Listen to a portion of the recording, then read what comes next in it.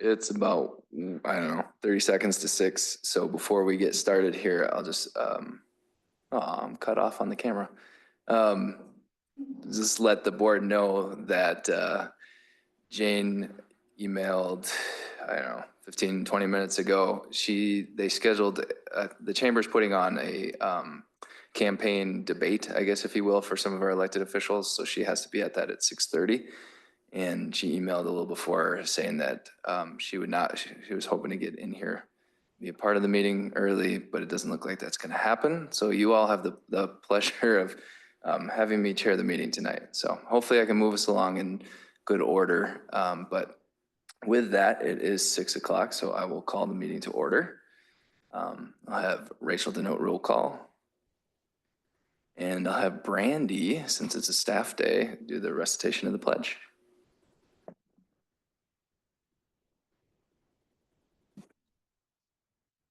Allegiance to the flag of the United States of America and to the republic for which it stands, one nation, under God, indivisible, liberty and justice for all.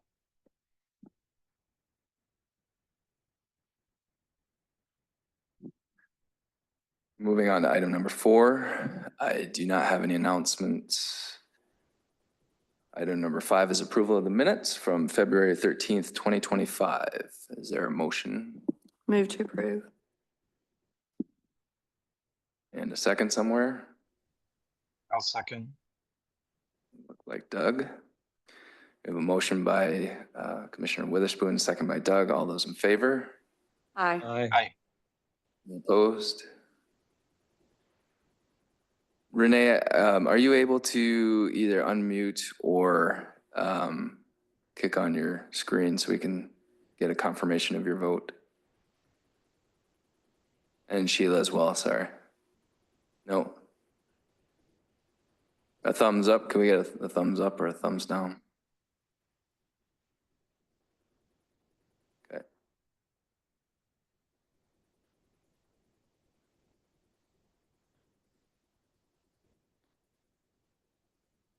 Renee, are you able to hear us? Are you able to unmute?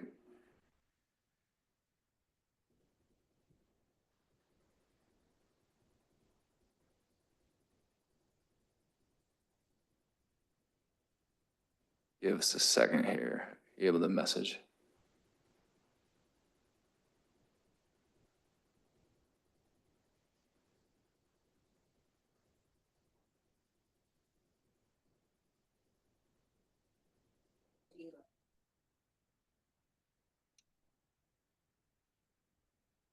I'm gonna see, because I don't think that will constitute a vote. Let's see if I can reach Renee. Oh, we got 2 Renees. Looks like she's figuring it out.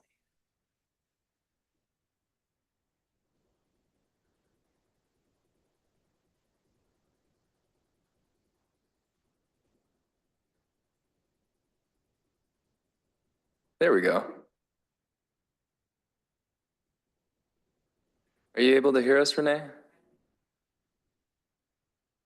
You can't hear us? You can? Okay. But you have no audio. Is there a call-in number, Rachel, for a phone, possibly?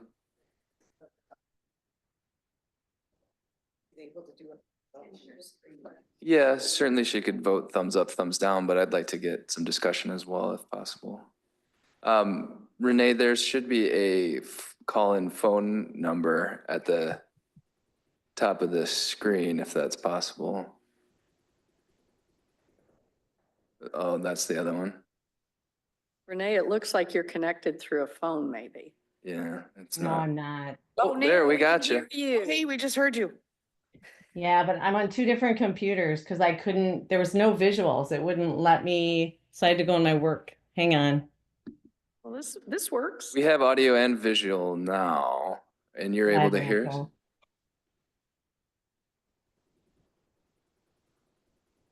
Yeah. It says the host won't let me unmute. We're able to hear you. See if you can now. Yeah. Are you okay running with how you've got it set up now? Sure, there's an echo, but if it doesn't bother you guys, I'm fine with it.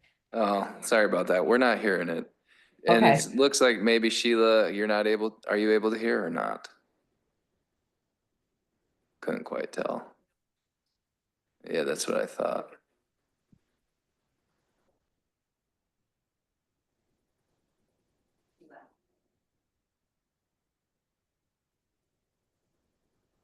Sorry, folks. We'll do the best we Technical can here. difficulties.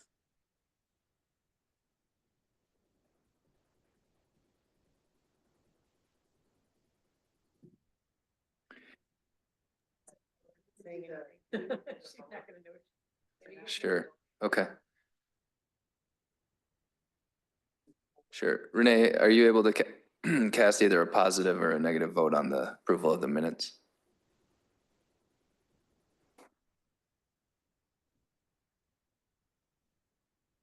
Thumbs up. Yay, yay, we got it. Oh, we got one. from We Sheila. got it all. Can you see if you can keep working on how to give them permissions? Okay, thank you. We're gonna try to troubleshoot from our end. In the meantime, I'm gonna move us along in the agenda and hopefully when we hit some discussion items, we can get you guys in on some discussion. I think we might have audio for you now, Renee. Okay, minutes are approved unanimously. Thank you. Item number 6 is appearances before the board. We don't have any registered and nobody's online or here in person. Item number 7, new business 7.1, review and potentially take action on a revised tenant selection plan. I will, if you could pull up materials, we'll kick this over to Jay.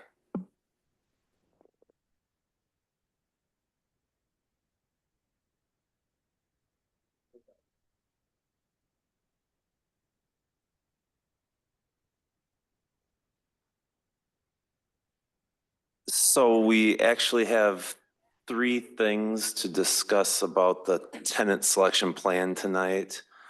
The first is in conversations with legal counsel throughout the process. We had questions of whether we were going to be able to operate as an elderly housing facility. We did an evaluation of the ages of our residents and found that we were at 72% occupancy for residents over the age of 55. Actually, at the end of last month, we had another resident pass away.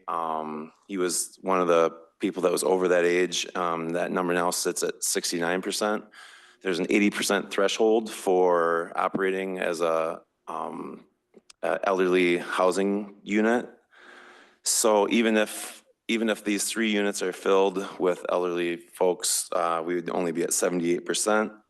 So to comply with fair housing law, we cannot operate as a age-restricted facility. So Alex has redlined all of the pertinent references to elderly in our tenant selection plan to account for this. So that's all the red lines throughout this document that we have. Additionally, we realized that we did not have an income requirement as part of this document. So it's a kind of a necessary feature to be able to judge people fairly. So we did some research and came up with a requirement that is pretty closely aligned with standard operating procedures, standard practice with open market management companies. And that requirement states that the combined monthly gross income of an applicant's household needs to be at least 2.5 times the monthly rent amount for our 1-bedroom apartments and at least 3 times the monthly rent amount for our 2-bedroom duplex units, which equates to $35,400 a year for the 1-bedroom and $49,320 a year for the 2-bedroom unit. This addition was not included in the document that was in your packets. It was in a different, it just didn't get added, I guess, before your packets. It's included in, as a requirement in section 5(1)(c) there. And then finally, the only other thing of note is logistically, in November when this document was approved, it was approved as a tenant selection policy.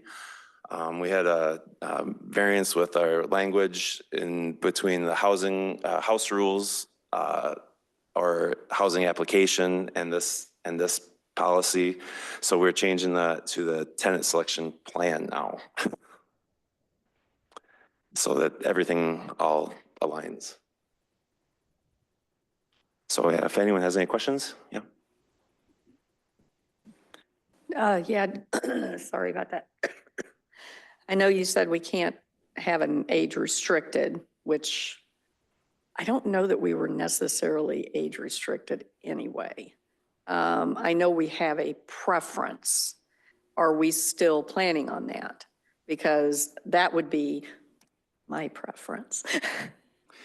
Yeah, to the best of my understanding, the scoring preference is something that was only particular to being under HUD's public housing program. I'm not sure that that would be something that we could do and be in compliance with fair housing law. So Okay. essentially, these are not age restricted, and there isn't a scoring preference that would essentially kind of have a discrimination component to it. I guess in one sense, I'm okay with that. So long as we do have firm rules and guidelines for how people reside in the property under this housing. I just want to make sure that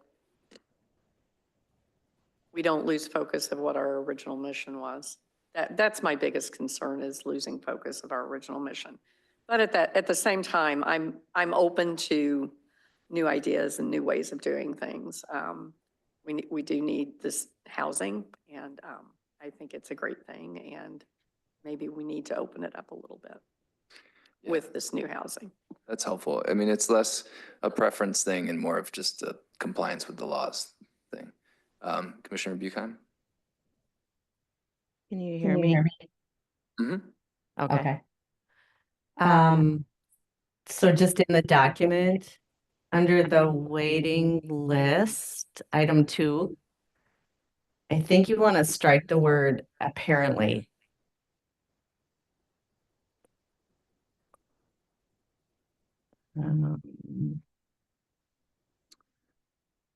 Waiting list. So it's number 7 and then 2. I'm totally lost. I'm sorry. 7 right there. Whoops. Number 2, first line. Mm. Are apparently eligible. Mhm. Isn't Yeah, it so just that- are eligible? So that is there intentionally. So this is to be put on the wait list. That means we've done a degree of due diligence to that point in terms of accepting the application. And then you see the next sentence there, verification of income and other eligibility factors are conducted when the applicant's called for an interview and prior to move-in. That's when the final determination of eligibility is performed. So that first one is, yes, based on the initial application, where you appear to be eligible. Obviously, they're being placed on a wait list. Things may also change in the period between when they initially applied and when a unit becomes available. So eligibility may have changed there. So that's actually intentional to say that they're not definitively eligible at that time, but when they're ready for a unit, then they'll be either a determination will be made. Okay. And then in 12, under definitions, are you wanting to keep the word elderly in under number 3?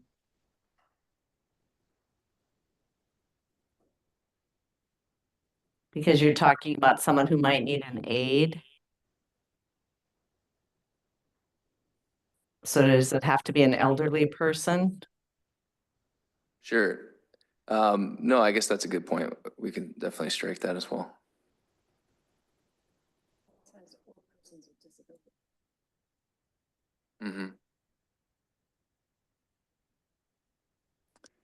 I'm gonna highlight that and I'll double check with Sure.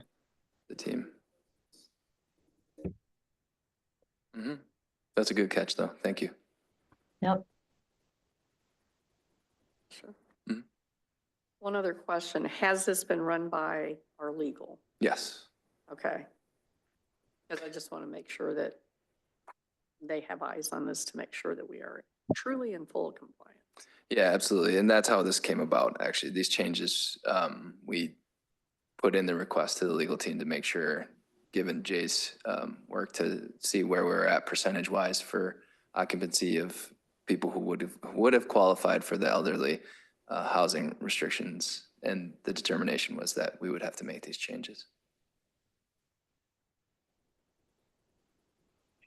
So if there are no other questions or points for discussion, what we'd be looking for here is a motion to approve the tenant selection plan with the revisions that we've seen here on screen tonight. And I guess the authority for the executive director to make clerical changes, which would help us accommodate the elderly and near elderly situations. Two things. One, I'm going to move to approve, but I do have one additional question. Okay. If anybody wants to second. So we have a motion to approve. Is there a second from Commissioner Witherspoon? I'll second. I think Renee got there first, second by That's Renee. fine. And then you had a question? Yeah, just one final question on number 14, victims of domestic violence. And I know this is probably not the correct document for this, but I want to make sure in terms of when we have people who are victims of domestic violence, obviously sometimes there's bad actors, not them, bad actors who may find out where they live. What have we talked at all with our legal to find out what, if anything, we might want to implement for safety protocols for them? Or if we even need to. I'm just asking the question. Been there, done that, don't want these Sure, people to I'll experience invite Jay to weigh in locked on this doors, too. locked Sure. better act, more secure access so that, they have a way of being protected. So the facility itself is key fob, so it's secured, and tenants have access to their own key fob, and then I believe they're allowed one, possibly two additional key fobs. So it's a secured building. That's sort of the first line of defense, I would say. Outside of that, my take is that it probably is a private issue and may involve court or police department, those types of things. But certainly, we try to maintain the facility with as much security as we can, and then be responsive as we can as well. And you pretty much answered my question with the fob access only into the interior of the building. Obviously, the exterior homes, they're going to have key access to their homes, so that's a little bit different, but you answered my question. Thank you. Okay. So we've got a motion and a second. Any further discussion? Okay, all those in favor? Aye. Aye. Doug, I'm sorry, I had the thing off here. Was that aye from you? It is an aye, yes. Okay. Did you see anything from Sheila? No. Okay. Okay. Any opposed? Okay, motion passes.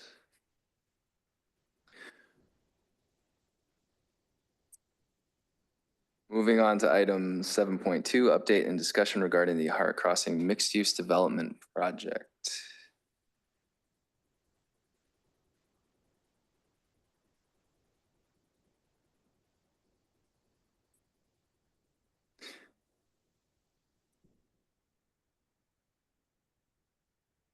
So the memo in your packet kind of lays it all out there for you. I just wanted to, because it's been a while since we submitted the 9% tax credit application, provide a little recap.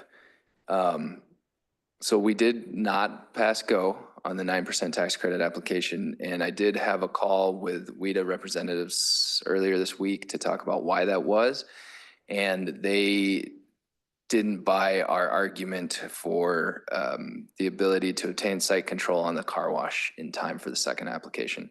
Obviously, we will have had that under contract, so I think we had a good argument, but that was a reason, and I understand it's something that they're not used to seeing, so, that was fine. One of the reasons that I wanted to get on the call with them was to understand how they would view a potential, or whether there was anything else in the project that they took issue with. They thought we had a really strong application outside of that, which was good news. And that may have a bearing on how we proceed with this project. So there is a 4% non-competitive application that opens in May, which I don't think it's something that we can really talk in too much depth about tonight, but I do think that we should probably submit an application for that. And then we're going to have to talk in serious with a full board, I think, at the next meeting, hopefully, about whether it makes sense for us to hold off on that 4% application and look at another 9% application in December, which would obviously push the timeline out for the project a little bit, but it could make a pretty significant difference financially. Just to make a long story short, in order to be successful and make this project happen with a 4% application, assuming we receive an award, which I think we would because we pass all the threshold requirements, we would absolutely need to sell all of our properties, essentially, which obviously we'll have a little bit more discussion on tonight. But it would be pretty tight. It's doable, but it would be pretty tight to make a 4% work. So at a future meeting, I think we can have that conversation. In the meantime, we'll still move forward with some of the design work, architectural services, likely some preliminary geotechnical and soils studies, environmental studies. We'll also have to have a market study for the tax credit applications. So a lot of activity will still be taking place, but I'd like us to just start thinking in the back of our minds what it looks like to possibly hold off this project for a period of time longer. So no real action out of this, just wanted to provide an update and answer any questions. Yes. Just one. By pushing, I'm not opposed to that, but by pushing that off, I'm hoping that would not necessarily push off obtaining the properties. No, that's correct. We would still be moving forward with Okay. site control. Okay. But that would also mean that we would be the property owners and de facto landlords in some instances for those properties for a longer period of time. So, But if with that in mind, especially if we are able to potentially obtain the third parcel, well, and for the current property, I mean, that income could potentially keep those going, but also maybe take some, I don't know, you'd have to tell me if whether or not we could put some of that income into what we're trying to do. yeah, I think we could. I think we'd have to get into a deeper analysis on it, but I think we could. Any other questions from anybody online who I've lost? Nope. Okay. We'll move on to item 7.3. Can you pull the items off of the web page? Thank you.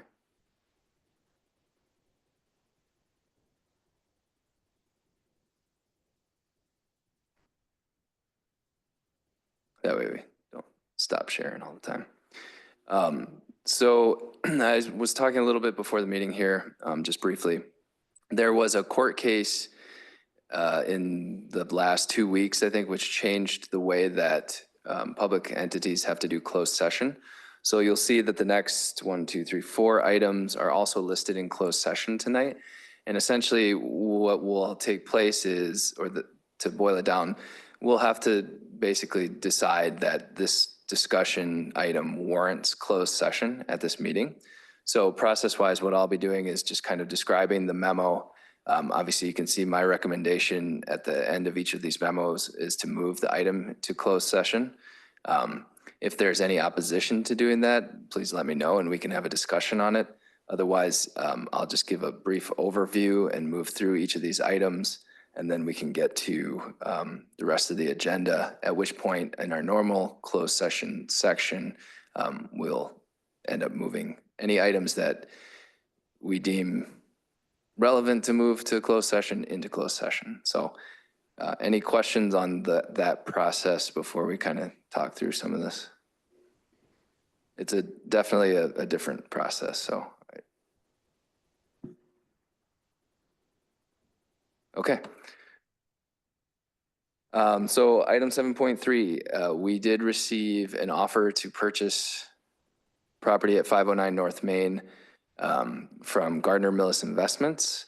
The terms of that purchase price are $1.8 million with certain terms and conditions.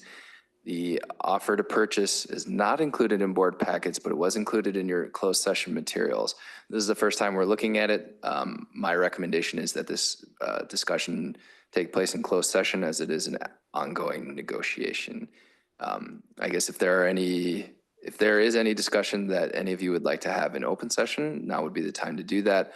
Or if there's any opposition to moving this into closed session at a further point in the agenda, please do so now. Otherwise, we'll wrap up this. Do you need a Agenda. motion and a vote to take it into closed? No, not at this point. That would happen later at our usual point. Hearing no discussion and seeing no discussion, I will go on and move to item number 7.4.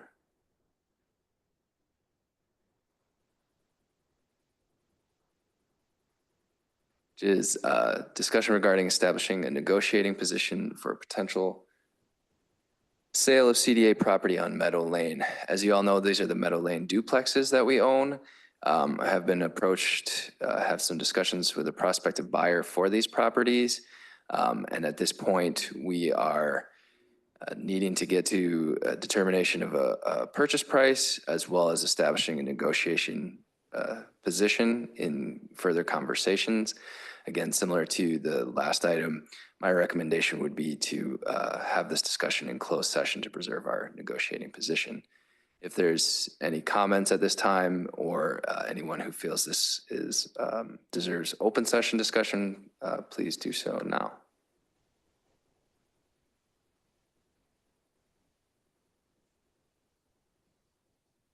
Okay, hearing none, we will move on to item 7.5, considering a management proposal from Oak Brook Corporation. We did receive a proposal from Oak Brook for management services related to the commercial space in our new development project. They did set forth their proposed terms as well as a potential commission fee. Again, since this is the first time receiving the proposal, my recommendation is to consider this in closed session so we could preserve our negotiating position. If there's any comments on this, I'd be happy to take it in open session. Or if there's any objection to taking it into closed session, please register that now.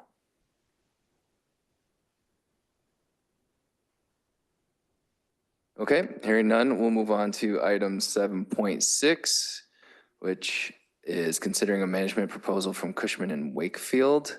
This is another commercial brokerage firm that has same memo, excuse me, that has submitted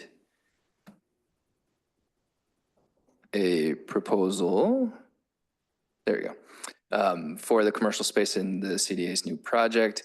Again, there are, in order to preserve our negotiating position, I would recommend that this item get moved into closed session for further discussion. If there's any questions, we'll take it now, or objections. Otherwise, we'll move to the next item.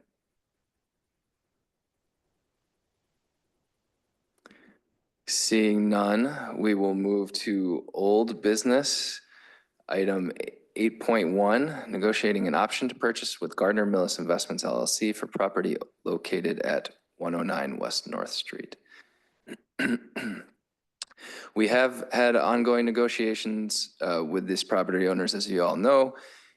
They have submitted They're revisions, I guess, which contain terms that this board has not yet seen. We'll have to decide whether or not those conditions meet our standards. My recommendation would be to have this discussion in closed session, again, for all the reasons related to negotiating purposes. If there's any opposition to that or further discussion in open session, please do so now. Seeing and hearing none, we will move to item 9, which is reports. 9.1 from the Housing Division. 9.1.1 is the Jefferson Square financial update.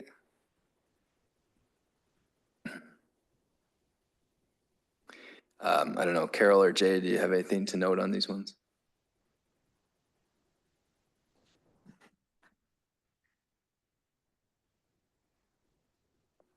If not, I'll just mention it seems to be running pretty smoothly, which is a good thing. They've continued to do pretty well, I guess. The only thing that I'll note in there is the refurbishment expenses, which we're seeing are associated with a unit turn.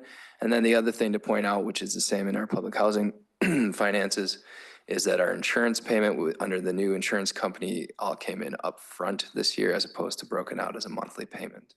Do you have anything, Carol?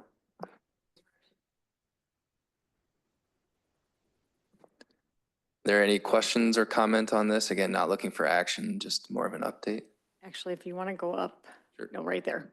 So you'll notice that Attic Angel has decided to put in a line here called market investment adjustment. That is basically the change in the market value of your investments. We had never done that before because it's not really considered revenue until it's, earned and actually in hand. So just kind of know that's not truly revenue yet, but they are reflecting the change in market value on your statements now. So that could be a little misleading as far as it makes it look like you have revenue, but technically isn't really revenue yet. So depending on how the investments go during the year, that could be an interesting number. Yes.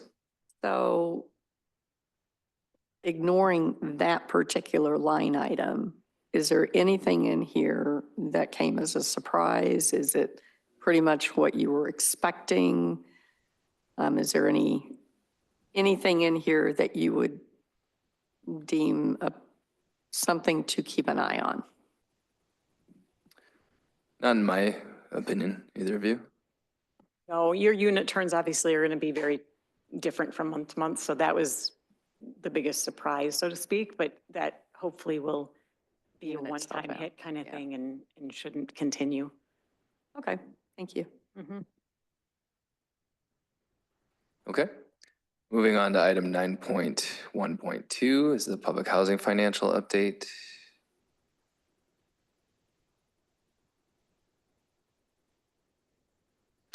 So, yeah, there's not much going on over in our neck of the woods. The thing of note was just that some of the turn expenses started to come onto the books for us also, not to the tune of $59,000. It was about $1,500, and those will continue as those invoices were paid out next month in the February's. Yeah, that's certainly only the thing of note on the public housing side, which we still need to change from public housing. Well, as Alex mentioned, they do pay their property insurance in January. So you see that one-time hit that's really the full year's expense coming in all at once. So that's unusual. You might notice, though, that public housing made a profit this month. Whew, isn't that a surprise? So we actually have a profit even after paying all of our property insurance up front, because we do now show the full $40,000 in revenue, which is obviously higher than what we're used to seeing. So that's a good thing. If you go up to the balance sheet, you'll notice maybe some significant changes on your balance sheet. So we now have, if you go all the way up to assets, we now have over $400,000 in cash because we've sold all our property. Your capital assets are now zero. Those have been sold to the LLC. So a little bit of a change here in the way the balance sheet looks, but so this is now a new fund. This is Fund 940. You've never seen this before. This is called Yahara River Housing LLC. It now owns the land and the buildings and whatever assets were in the building at the time, your furniture and equipment and machines. So it now holds the actual assets, and that's where your depreciation will now be reflected. So you will not see depreciation on Fund 920 anymore. For the time being, Fund 920, what was called public housing, is going to continue to manage the buildings so that revenue and whatever expenses are being reflected on a month-to-month basis will stay in Fund 920. I'm kind of working with the auditors on the appropriate way to eventually close out Fund 920, and, you know, really finish it and clean it out, and then take whatever equity is left in that fund and essentially donate it back to redevelopment so they can use it to buy the property and build the new building. So a little bit of a difference there just in the way where the assets are sitting. So there might not be a ton of activity in the year in Fund 940, but we will include those statements just so that we're encompassing our total financial picture. Yep. Any questions on any of those?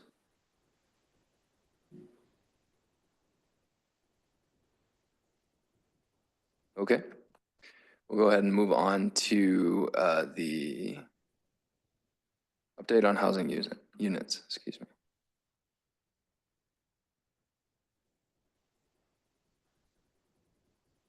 So,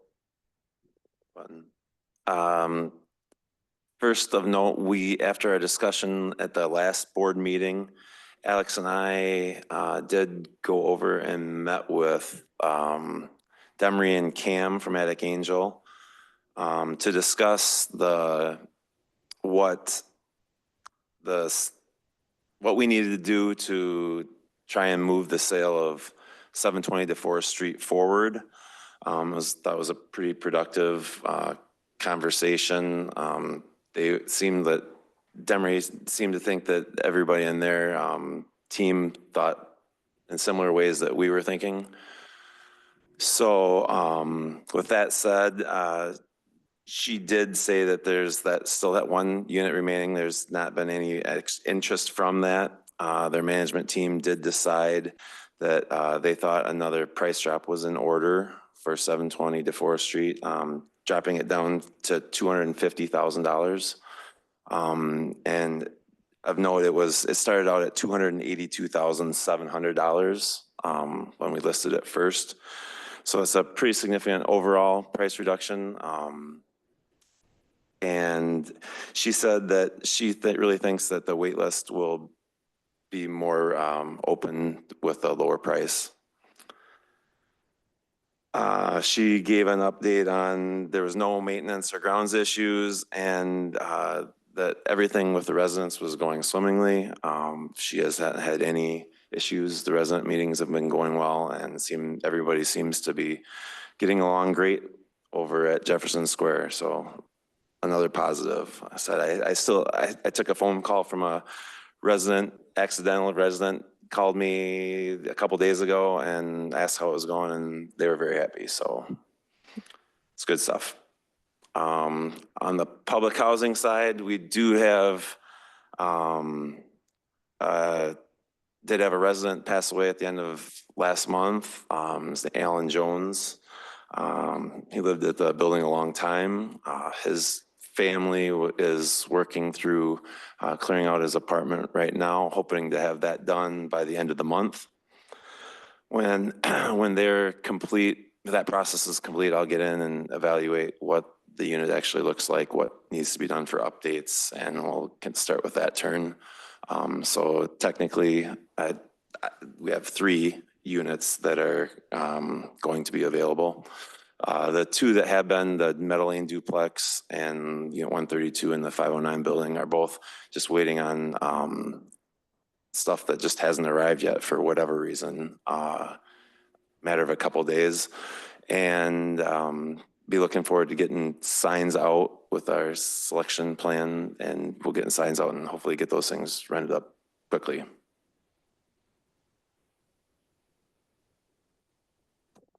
Any questions on the housing summary? We need to change that to 2025. Let's grab the wrong one.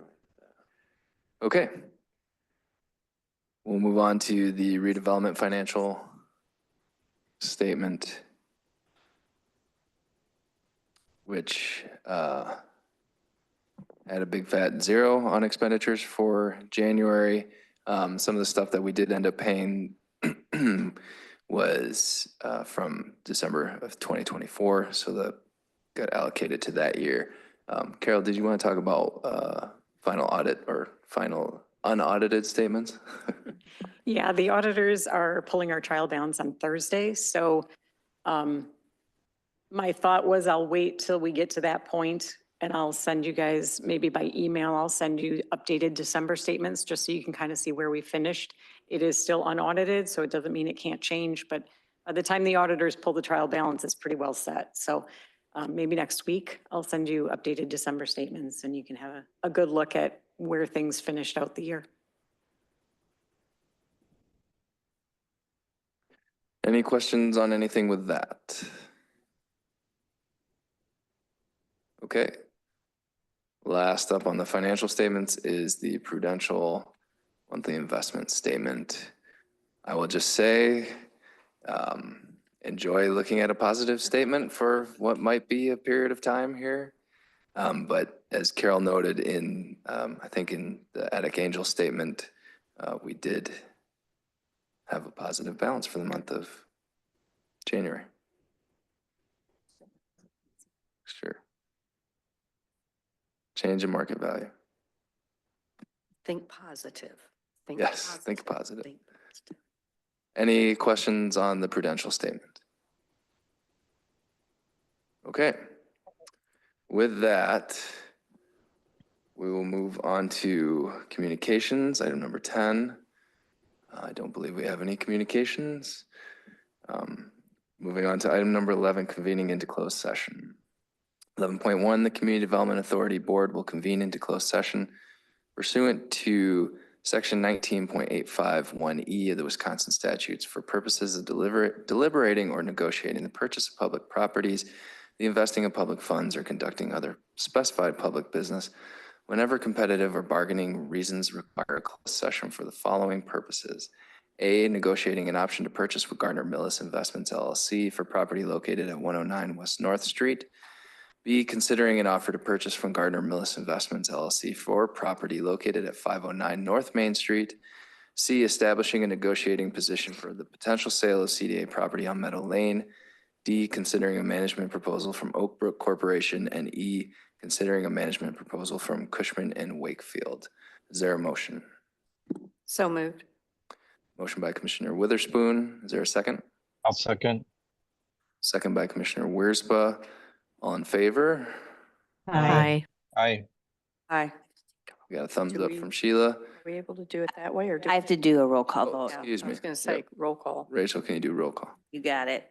Commissioner Witherspoon, Aye. Commissioner Mankey, Aye. Commissioner Briggs, Commissioner Risba, Aye. Commissioner Buheim, Aye.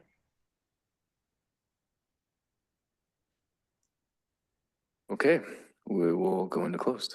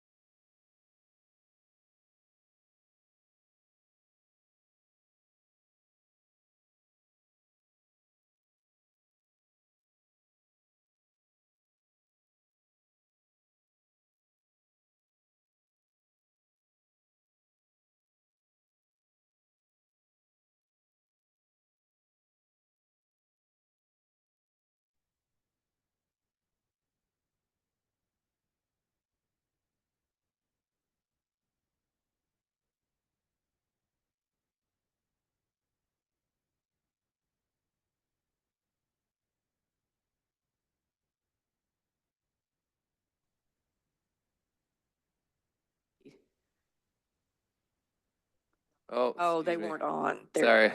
So we have a Commissioner Witherspoon motion to approve Resolution 2025-507. Is there a second? I'll second it. Second by, was that Commissioner Mankey or was that Doug? Me, Okay, Mankey. Mankey. Okay, thank you. All those in favor? Aye. Aye. Aye. Okay, thank you. Any opposed? Okay, motion passes. Item number 14. Sheila, are you at least able to hear us? Okay. Any other business that lawfully comes before the authority? 14.1, our next meeting date is April 10th, 2025. 14.2, board composition and other updates. So we've got potentially some change over here that I want to at least potentially offer a thanks of service. So Renee, am I to understand that you will not be renewing after your term is up? Okay, so I think this is your last meeting then, is that correct? You know, I honestly wasn't sure. I just knew it was through April, so I figured it was either this one or the next one. So, Okay, well, I will double check with our clerk and yep, I'm getting confirmation here. Brandy says it's the next one, so I was a little premature, but I just wanted to say thank you. It's been okay. great to have you on the board and we're definitely gonna Thank you. miss you. So we'll throw you a birthday cake assuming you, or a cake assuming you attend in person at the next meeting. I won't, no, I'll be remote because we'll be Okay. out of town. Okay. But I Well, should be miss on. you. Okay, and then, Miss you, Renee. thank you. And then Doug, are you also going to be terming out after this? That is yet to be determined. Okay, all right. Well, you got another meeting to make that choice, so I'll give you a piece of the cake if you stay. And then Rachel, did you want to maybe talk about some of the website stuff? So we are making a housing webpage, Engage page, I'm sorry. And one spot open on there is for CDA commissioners. And I'm just wondering if you guys want to be on this public facing page. Just a name, want an email if people want to contact you. We could take your beautiful pictures if you want to be on there. Just kind of looking for a little feedback, or if you just want to just keep it off in general.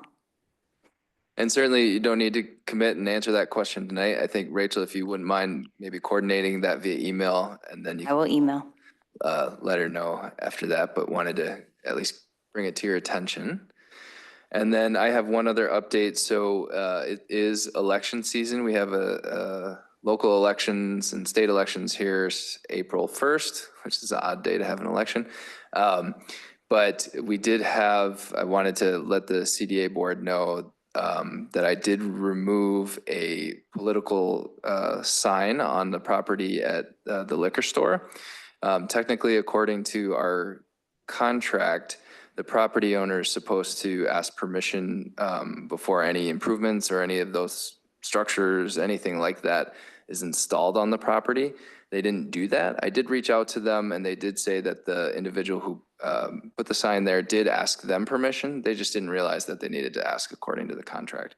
So I made the call to take it down. I'll do that with any other signs that get posted on our properties. From my perspective, as an entity that's a public organization, we shouldn't really be playing any side of the fence. I would also, from my perspective, I would also extend that to business signs or any other types of signs, but I guess I'd get your feedback on that too. How do you all feel about that? Agree. Agree. Agree. Okay, Yes. sounds good. That is all I had for updates unless anybody else, staff. Okay, with that, we'll move to item number 15, adjournment. Is there a motion to adjourn? So moved. Motion by Commissioner Witherspoon. Is there a second? Second. Second by Commissioner Buchheim. All in favor? Aye. Aye. Any opposed? We are adjourned at 7:45. Thank you all. I appreciate your time. Thank you.